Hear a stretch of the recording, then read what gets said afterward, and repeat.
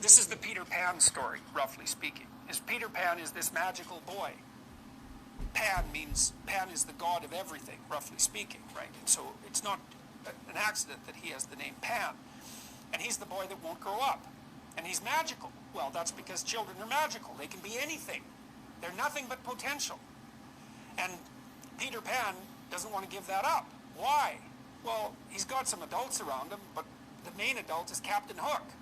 Well, who the hell wants to grow up to be Captain Hook? First of all, you've got a hook.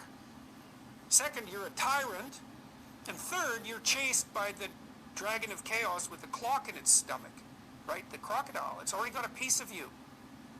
Well, that's what happens when you get older. Time has already got a piece of you. And eventually, it's got a taste for you. And eventually, it's going to eat you. And so Hook is so traumatized by that he can't help but be a tyrant.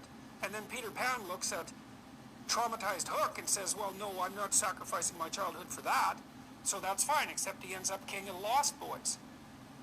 Well, in Neverland, well, Neverland doesn't exist, and who the hell wants to be king of the Lost Boys? And he also sacrifices the possibility to have a real relationship with a woman, because that's Wendy, right? And she's kind of conservative, middle-class, London-dwelling girl. She wants to grow up and have kids and have a life. She accepts her mortality. She accepts her maturity. Peter Pan has to content himself with Tinkerbell. She doesn't even exist. She's like the porn. She doesn't exist. She's the substitute for the real thing. And so, but the dichotomy that you're talking about is very tricky because there's a sacrificial element in maturation, right? You have to sacrifice the pluripotentiality of childhood for the actuality of a frame. And the question is, well, why would you do that? Well, one reason is it happens to you whether you do it or not.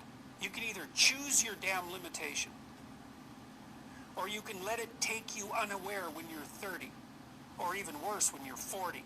And then that is not a happy day. And I see people like this, and I think it's more and more common in our culture because people can put off maturity without suffering an immediate penalty. But all that happens is the penalty accrues, and then when it finally hits, it just wallops you. Because when you're 25, you could be an idiot. It's no problem. Even when you're out in a job search, it's like, well, you don't have any experience and you're kind of clueless. It's, yeah, you're young. It's no problem. That's what young people are like, but they're full of potential. Okay, well, now you're the same person at 30. It's like people aren't so thrilled about you at that point. It's like, what the hell have you been doing for the last 10 years? Well, I'm just as clueless as I was when I was 22. It's, yeah, but you're not 22. You're an old infant, right? And that's an ugly thing, an old infant.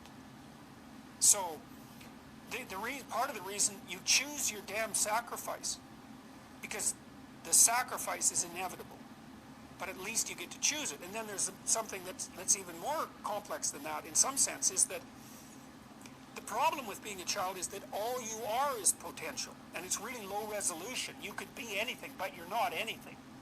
So then you go and you adopt an apprenticeship, roughly speaking, and then you become something. And when you're something, that makes the world open up to you again. Like if you're a really good plumber, then you end up being far more than a plumber, right? You end up being a good employer. Not that plumbers, I'm not putting plumbers down. It's like more power to plumbers. They've saved more lives than doctors. So, hygiene, right? So, if you're a really good plumber, well, then you have some employees, you run a business, you train some other people, you enlarge their lives, you're kind of a pillar of the community, you have your family. Once you pass through that narrow training period, which narrows you and constricts you and develops you at the same time, then you can come out the other end with a bunch of new possibility at hand.